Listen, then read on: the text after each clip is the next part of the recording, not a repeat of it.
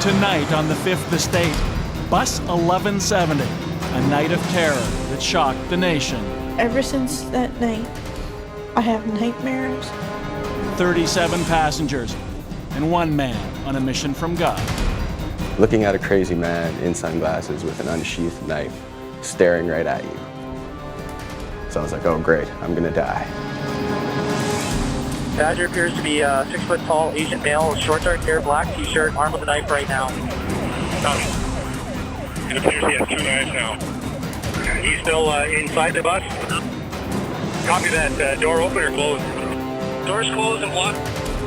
Badger is armed with a knife and a pair of scissors, and he's defiling the body at the front of the bus as we speak. I am the evil son of an evil God. There we go, we are recording. So, I'm on the Greyhound bus. I'm on Greyhound too. Look, I met up with Aaron. Yeah. There he is. Somewhere this summer we met. Like I said I would. I met up with him at the end of the ferry. Update them on what else is going on here. No money. Oh yeah, we're down. How much money do you have left? 5 or less. Okay, From 1,200. From 1,200, we have a total of about $20 left. And here's another guy, got on at Abbotsford. He works the carnival too. His name's John. We know him as Crazy Eyes. If you take a look at his eyes, call you Crazy Eyes? You'll understand. Oh, I don't understand. Crazy. Why? I just found out some more interesting news today that I'm all ecstatic about. I'm not going to tell you yet. Wait and find out. I'll have quite the trip back to Winnipeg.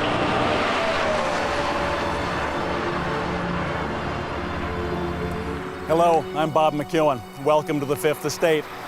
It took place right about here, along this stretch of the Trans-Canada Highway in south-central Manitoba, about 18 kilometers west of Portage-la Prairie. What happened here on July the 30th, 2008 would cost one young man his life, would profoundly change the lives of dozens of others who saw it, and would shock anyone who's heard about it since. It's the story of Bus 1170, as told by the people who lived it. As you'll see, it's a story in which seemingly unimportant and minor decisions and quirks of fate would turn out to be the difference between life and death.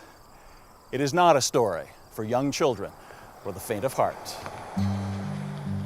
To truly understand the terrible events on that Greyhound bus, you first got to know the doomed young man named Tim McLean. He grew up outside Winnipeg, in the little farming community of Ely, Manitoba. It's the kind of place where kids have to make their own fun. Tim's lifelong friend, Tiffany LaBelle. What was he like then? Didn't sit down. Active. Very, very active. We would probably have to sit down and he'd still keep going for about 2 hours. Too active and too restless for school, Tim was always eager to interact with everyone around him. He was not shy at all. Say I would bring him to a gathering or a family gathering, and he didn't know those relatives. In 2 seconds, he would know those relatives, make friends with them, and know everything about them, and he was just he loved people. That love of new places and new people brought him here, the Western Canada Carnival Circuit, where Tiffany had got a job at the Red River Exhibition in Winnipeg. So of course, knowing Tim would be up for anything, I called him and said, "What are you doing this summer?" He said, "Well, nothing still." I said, "Okay, pack your bag for a week." I said, "I don't know how long we're gonna be gone for." I said, "But at least pack your bag for a week." What began as an impulse became a passion. Great talker, born pitchman. Soon, Tim McLean ran his own Midway Games, the heart of a tight-knit, fun-loving band of carnies who partied as hard as they worked. It's basically like a huge community that just travels together and goes from place to place, and it's like one big family. You dream about the carnival. You hear, when you try going to sleep, you still hear the noises in your head. In a good week, Tim might make $1,000 or more. But his money often went as quickly as it came. Then it was on to the next town. says Carterville, BC. That's what we've come up with the name for this documentary seconds ago. Check it out. They got a little tiny water slide over there. I think it's marketable. He loved being on the move, recording his view of the passing world for the folks back home in Manitoba. Yeah, if we had a long enough layover, but we only get 10 minutes here, which kind of sucks.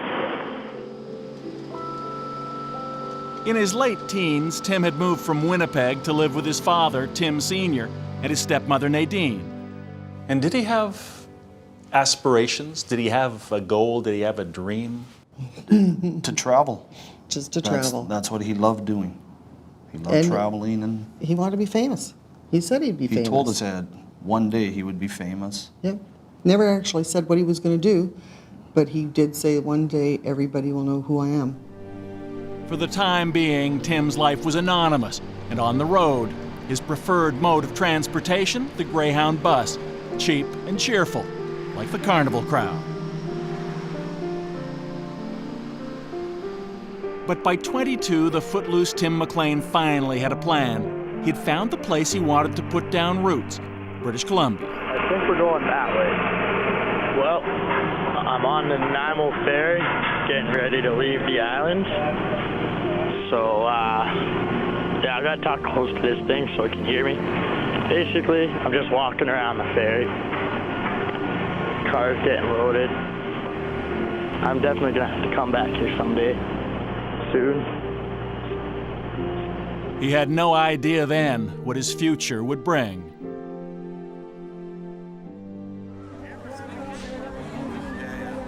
It was the end of July 2008, and Tim was working the Klondike Days exhibition in Edmonton. The carnival's next stop was Regina. And that's when Tim McLean made a crucial decision. Instead of going to Regina, he'd go home to Winnipeg to make arrangements for his move to BC. Unknowingly, he would set into motion a fateful chain of events, because when friends offered to buy him a plane ticket from Edmonton to Winnipeg, he declined. He told them he'd rather take the Greyhound Bus. At the bus depot in Edmonton, just after midnight on July 30th, Bus 1170 pulled out to begin its 24-hour journey east, taking Tim McLean home.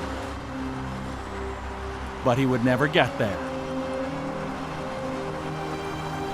After the break, the final trip of Bus 1170, the night no one aboard will ever forget. I felt just my stomach turning, and I just knew that there was something about this guy. When I saw him, I just knew.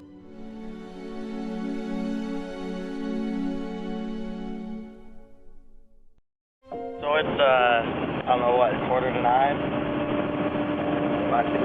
So it's about 5 to 9 in the morning, on Wednesday morning. 22-year-old Tim McLean was starting a week off from the Western Canada Carnival circuit, traveling home from Edmonton to Winnipeg on Greyhound Bus 1170. He was looking forward to seeing family and friends and planning his move to British Columbia.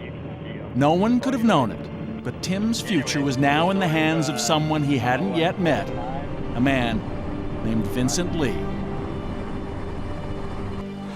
As you'll see, Lee was about as different from Tim McLean as someone could be.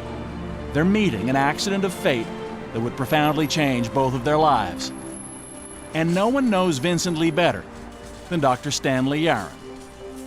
In this case, it's a horrendous but random, unfortunate set of events. You know, not a whole lot different than being struck by lightning for Mr. McLean, for Tim McLean. It just happened to be in that place and that time.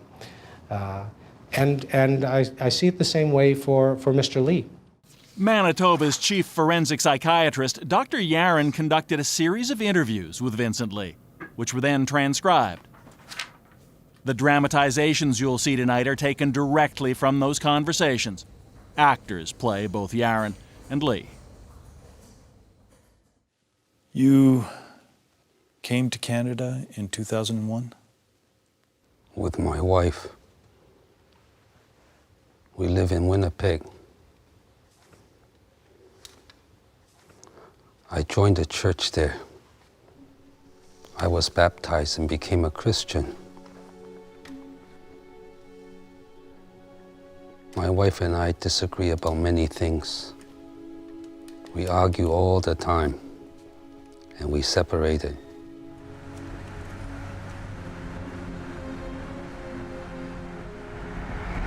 Though Vincent Lee was well educated with a Chinese degree in computer science, in Canada he had a series of low-paying jobs, most recently delivering newspapers in Edmonton. And his new life became even more of a struggle when in 2005 he was diagnosed with schizophrenia, a condition he left untreated. Dr. Stanley Yaron. People described him as not being able to participate in normal social conversations. He would blurt out things that seemed to be irrelevant to the conversation, or his mood seemed to be out of context to the conversation. Vincent Lee told Dr. Yaron that he heard a voice in his head he believed was God, warning him about evil people, ordering him what to do. So, with a few bags and his laptop computer, he boarded the Greyhound bus at the depot in Edmonton. The same route Tim McLean would travel 24 hours later. Lee also carried a hunting knife he had recently purchased. I got the knife at Canadian Tire. God told me my life was in danger and that people will try to kill me. On the bus, Vincent Lee sat quietly. His plan was to go all the way through to Winnipeg. If he had done that, he and Tim McLean would never have met. But it wasn't to be.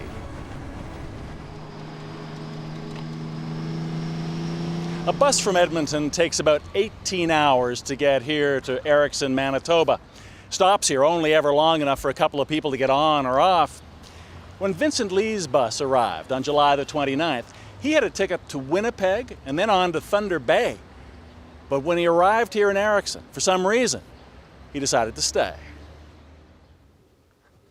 God told me to stay in Erickson.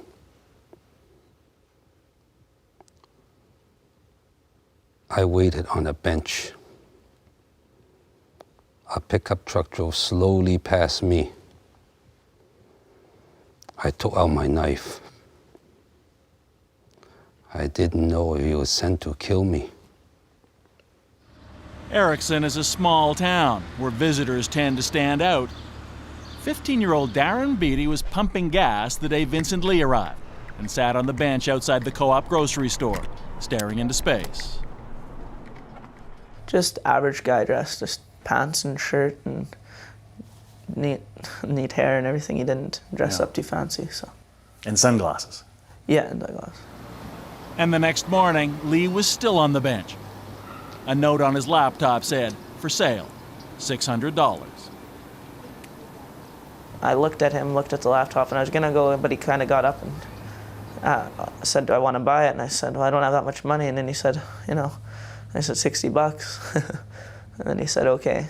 And then I shook his hand on it, and then he wanted more money for the bag, and I said that was okay, I'd just take the laptop. It was his only interaction with anyone in Erickson. Unsure whether the voice wanted him to stay or go, Lee made a crucial decision of his own, boarding the next bus through town, Greyhound 1170. When he got on at Erickson, Lee took a seat at the front, again sitting quietly, staring into space. By now, the passengers from Edmonton had been traveling for almost 18 hours. They were tired and bored, or asleep like Tim McLean, seated in the second last row. Kaylee Shaw was located midway between McLean and Vincent Lee. She says at first, there was nothing out of the ordinary. The bus trip was very long, tiring, plus really hot with so many people on the bus. I listened to my MP3 player just to try and pass the time. Stephen Allison and his wife were on their way from the Northwest Territories to Winnipeg to start college. They'd often used the Greyhound to travel the north without incident, until now. Like from Edmonton, I'd had a bad feeling. I could feel that something was going to happen, I just didn't know what. After a meal break in Brandon, for some reason, Vincent Lee decided to change seats. He started walking slowly towards the rear. He looked at every single person as he walked down before sitting down at the final spot that he did. Lee stopped right at Stephen Allison's row. He sat down next to Tim McLean. I felt just my stomach turning, and I just knew that there was something about this guy. When I saw him, I just knew. So the seat that he chose, why did he tell you he sat there? He said to me that it was simply because Tim gave him a friendly acknowledgement as he walked by the seat. Something like, "Hi, how are you doing?" Something of that nature. Then Tim McLean fell back to sleep, but Stephen Allison couldn't keep his mind off Vincent Lee. He was acting really, really odd the whole time.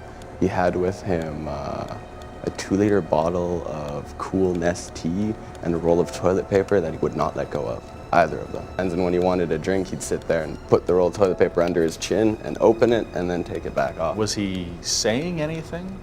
At one point he was. Closer to when it happened, he was sitting there rocking back and forth chanting something, but it wasn't in English, so I didn't know what he said. But that was really, really weird. That was when I was like, okay, something's going down, something's gonna happen. But my second thought was, if I get up, go, and start saying something, he might say, oh great, someone's found me out, and then look over and see my wife sitting next to me and decide to go after her instead. Outside, on that stretch of the Trans-Canada Highway, it was getting dark. Inside, the movie on the video system was The Mask of Zorro. There were no lights on, just the TV that was going with the video. And we had our choice, to sleep or just watch the movie. But at the back of the bus, Vincent Lee was now fixated on his seatmate, Tim McLean. God told me to kill him.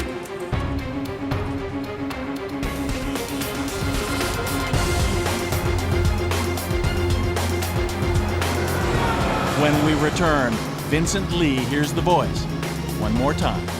He kneeled down over Tim McLean's body, and that's when we had started to watch him behead him.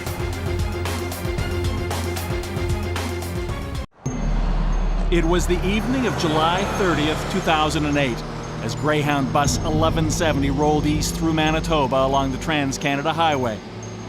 The video system showing the movie Mask of Zorro. In the second row from the back, right-hand side, window seat, was 22-year-old Tim McLean on his way home to Winnipeg. Next to him was 40-year-old Vincent Lee, a recent Canadian citizen. It wasn't apparent yet, but he suffered from schizophrenia, a voice in his head telling him what to do. And across the aisle from Lee was college student Stephen Allison, convinced something terrible was about to happen. And then it did. I saw him take out the knife. I guess that had been the point when he had snapped and just gone crazy. Looking at a crazy man in sunglasses with an unsheathed knife staring right at you. So I was like, oh great, I'm gonna die. Stephen Allison watched in horror as Vincent Lee turned to his right and started to stab Tim McLean.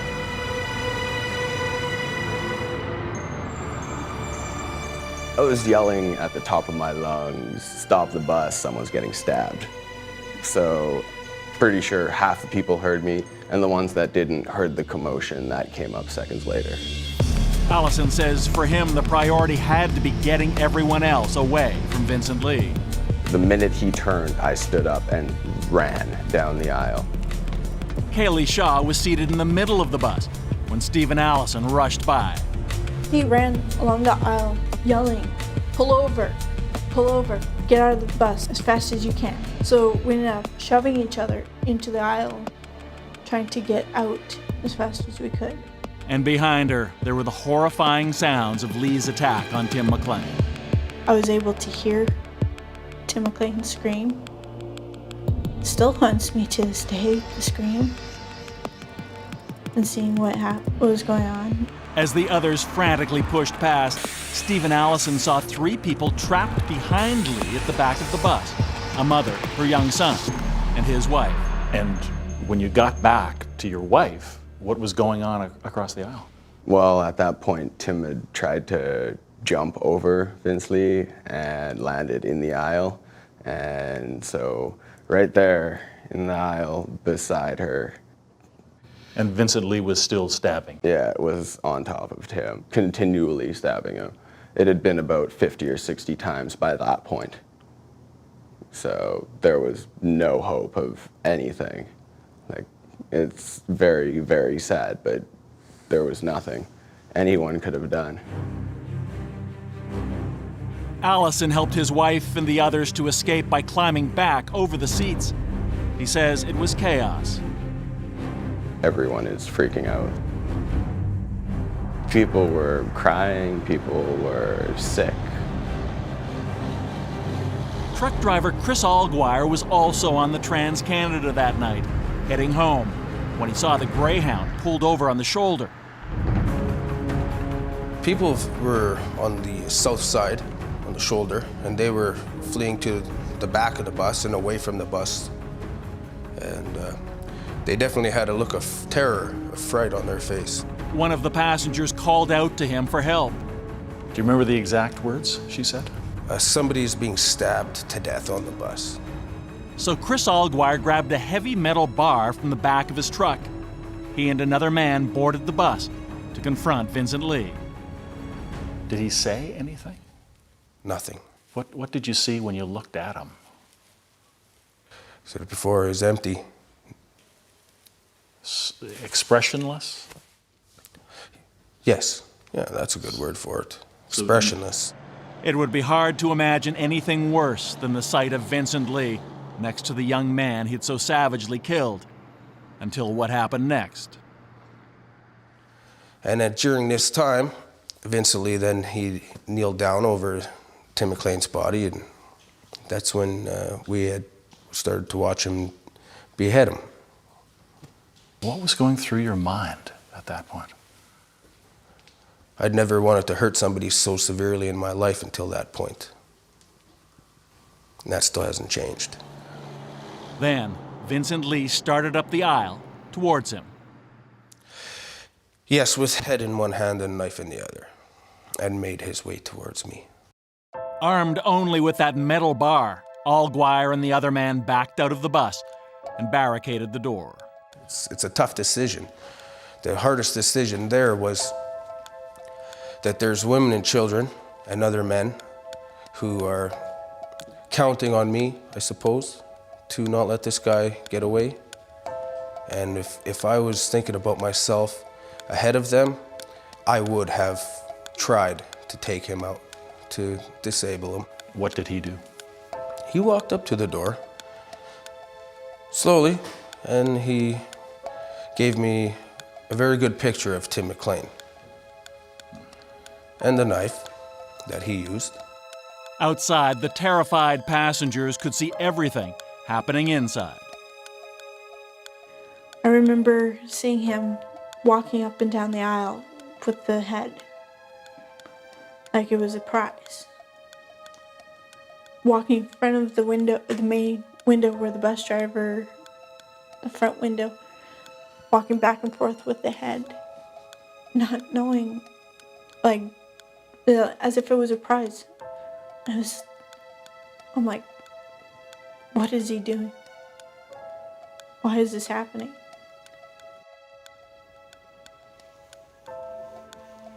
I don't know if I did the right thing. God commanded me, but it was my own hands. So I must die. God told me to put the body as far away as possible, or it would come back to life and kill me. Once having stabbed him repeatedly, his instructions were, and the voice that he received told him that, you must dismember the body. And he was frantic and fearful that he had to do what he was being instructed to do in order to prevent this evil force from re-emerging and continuing to, proceeding to kill him.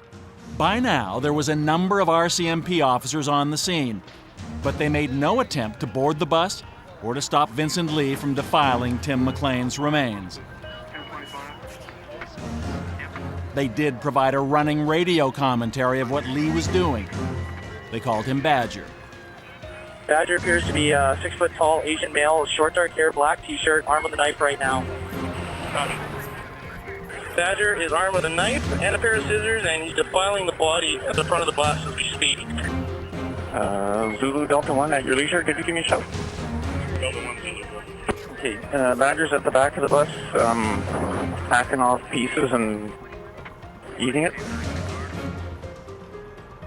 Evidently, the Mounties' strategy was simply to wait him out.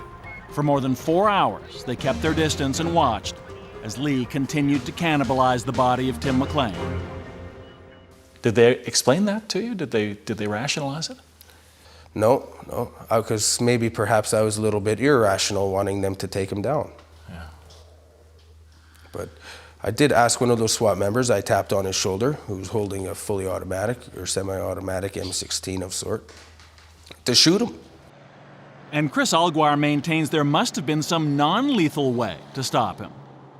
I'm pretty sure our SWAT teams have tear gas, things to take out windows, and to fill this place up with tear gas or some sort of a gas to knock him out. And they could have, I'm sure they could have pumped enough in there to ensure him being knocked out. It would have stopped a lot, I'm sure of it. And now, you know, it's the poor McLean family is having to deal with all of this, and that's got to be hard on them. Yeah. That's just crazy. It was only hours later, when Vincent Lee tried to jump out a window at the back of the bus, that he was overpowered by the RCMP, and the siege finally came to an end. That morning, forensic units found parts of Tim McLean's body scattered all over the bus. It was a headline story in Canada, the US, and around the world. But the identity of the victim would remain a mystery, at least officially, for the next 24 hours. Like everyone else, Carol Dedeli, Tim McLean's mother, heard it first the next day on the news. Then, as usual, she cooked Thursday dinner at the local seniors' home. I do recall around lunchtime feeling in my stomach, and then I immediately dismissed it, believing that Timothy was already in Winnipeg. At dinner time, I cooked roast pork for the seniors. They all had dinner together, and the news was on because, I mean, this was big news. Everybody was watching it. Now, prior to the meal, when grace was said, we all put out a special prayer to the family of this young man. And I remember commenting to these senior citizens that, wow, that could have been my son. He came on that same bus, like that time frame, that scheduled bus, but he came 2 days ago. Tim McLean Sr. expected his son for dinner that night. After work, he picked up young Tim's favorite meal, a bucket of fried chicken. When he got home, Tim's friends were there. Tim's friends had asked me if I had heard what happened. And I said, no. Heard what happened about what? And they said, about Tim. I said, no, so they took me inside, sat me down in front of the computer, turned the computer on, and it was right there on the front page.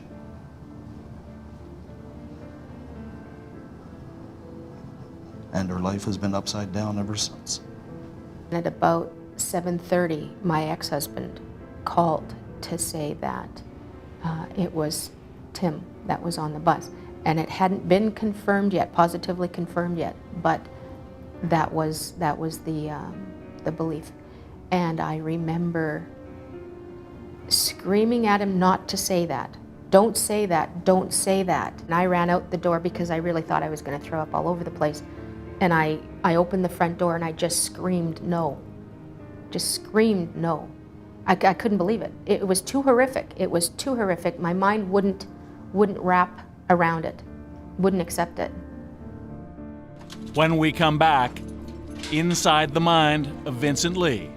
He expected to be executed. He expected that would be the outcome of his involvement in this.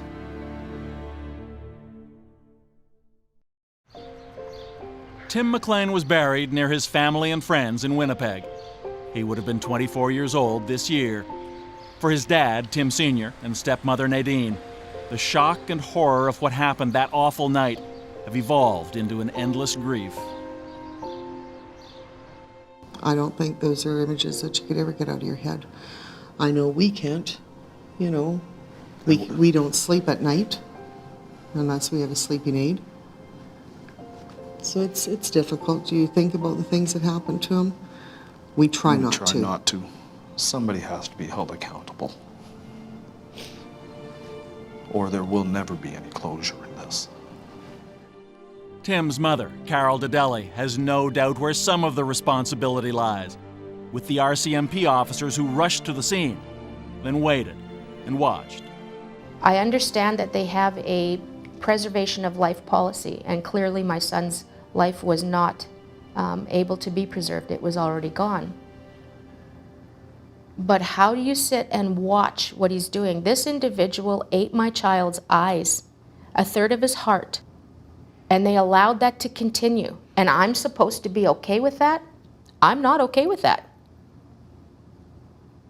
Having lost him the way I lost him was horrific enough, but knowing that nobody even tried.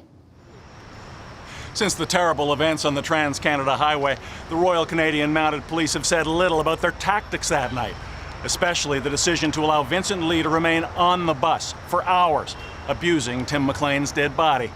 And the Mounties have also declined our request for an interview, saying because they've been named in the civil lawsuit filed by the McLean family, it's now inappropriate to say anything but the murder of Tim McLean. The family's legal action also blames the Greyhound Company and Transport Canada for the lax security that allowed a passenger to board bus 1170 with a lethal weapon. But in Manitoba, many had already made up their minds about the blame. Dissecting issues with surgical precision. This is Charles Adler on the Chorus Radio Network. We're taking your calls. Winnipeg-based Charles Adler is one of Canada's top talk radio hosts. He says public opinion has no doubt about the role of Vincent Lee. It was virtually unanimous, Bob, that the idea that he's not criminally responsible is absurd. The idea that he was in a psychotic state of mind for days. I mean, he bought the knife, he did what he did, he defiled the body. This took place over a long period of time. He wanted to drive away the bus. So nobody bought into the idea that Vince Lee at no time during that period had any idea of what he was doing. So they weren't buying that. Exactly 1 week after he killed Tim McLean, Lee was brought here to the psychiatric ward of the Health Sciences Centre in Winnipeg for his mental state to be assessed by Manitoba's chief forensic psychiatrist, Stanley Aaron. All the dramatizations you've seen are based on the transcripts of those meetings, the words spoken by the actors taken directly from their conversations.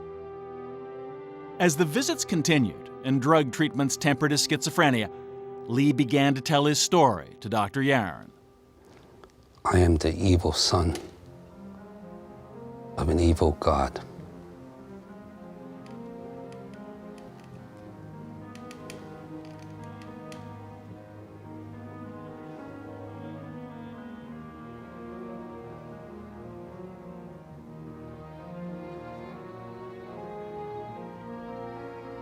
God chose me as the killer and chose Tim McLean as the victim.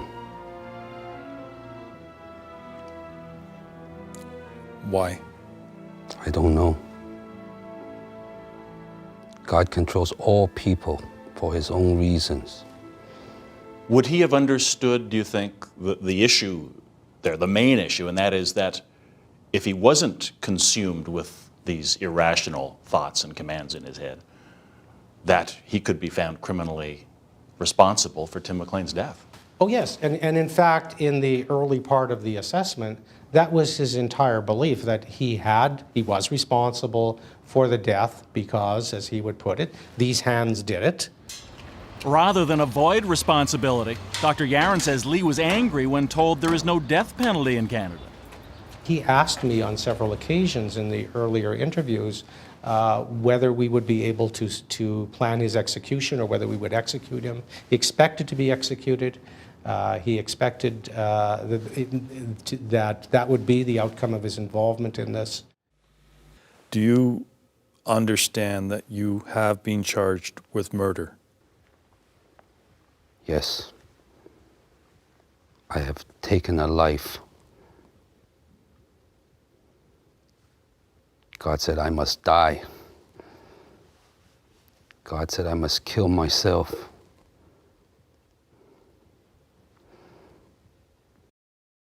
After 19 visits, Stanley Yaron prepared his assessment of Vincent Lee for the court. At stake, whether he would be found fit to stand trial or not criminally responsible for the murder of Tim McLean. When there is a case such as this one, which is so prominent publicly for all of these terrible reasons, does it weigh on you that there will be a public response to what you do, that there's a family looking for accountability? That Yeah, certainly it does, and I'm very much could not help but be aware of those issues. We, in general, would much rather perceive people who have done monstrous things as monsters. It's easier for us to do that. It's easiest for us to perceive people who do these horrendous things as monsters because that distances ourselves from what's happened and from what they've gone through. This was an individual who, if you put yourself in his mind and what his reality was, behaved appropriately according to what his beliefs were at the time. He believed he had to defend himself against a brutal attack and that it was kill or be killed. In the end, the decision of the court was effectively unanimous. Everyone, from the psychiatrists who testified about Vincent Lee's mental disorder to the prosecution, the defense, and the judge, were in agreement. Despite his plea to be killed, Lee could not be held criminally responsible for the murder of Tim McLean and should be sent not to prison, but a psychiatric hospital. The verdict might not have been unexpected, but that didn't make it easier for Tim McLean's family. He should be held responsible for it. He still did it. Whether he was in his right frame of mind or not, he still did the act. There was nobody else on that bus holding a knife, slicing up my child. Under the law, Vincent Lee will be housed in a psychiatric facility, given therapy and drugs to treat his schizophrenia. Once a year, his condition and detention will be reviewed. In theory, he could be released as early as next year. If he is released, he will have no criminal record. Meanwhile, the tragedy on Bus 1170 is still taking its toll. Stephen Allison was an honor student. Now he says he's barely able to get through a class. A very friendly, outgoing person, and this past year, I barely went out, barely talked to anyone. Like, I can talk to almost anyone, but now it's a lot harder to sit there and actually start having a conversation with someone I don't know because that paranoia sets in and you just get that feeling of what if, it's going to be another crazy person. Kaylee Shaw still suffers from flashbacks and nightmares. My nightmares basically consist of me still standing on the road, staring at Mr. Lee with Tim's head, that he's showing it off to me and showing it off to everyone else. Truck driver Chris Alguire stopped to help and confronted Vincent Lee. Like the Greyhound driver, he hasn't been able to resume his former job or life. He's destroyed my life in this last year. My whole world has crashed down on me. Always that feeling where you got to watch over your shoulder, somebody watching for you or somebody mad that. So I don't like to be in large groups of people anymore. So even my employment, I had to switch my employment so that I didn't have to deal with all of that. Last summer, those who knew and loved Tim McLean gathered to remember him, trying to make some sense of how random and ruthless life can be by keeping alive his memory. Tim's mother, Carol. When you think of Tim these days, away from, if at all possible, away from I just all miss of this? him. I just miss him so much. I miss the young man that he was becoming. I do have to say, the hardest thing that I have ever had to do was to try and explain to my husband that he can't say goodbye, that there wasn't anything for him to hold on to, there wasn't a hand to hold on to, there wasn't a face to look at, and all he wanted to do was say goodbye to his son. And I had talked to the medical examiner who I had known previous and asked her straight out, is there any way that he could hold a hand, see his face, touch a foot? And my answer was no. And I knew that there wasn't much of Timothy for him to hold on to. So, did we get to say goodbye?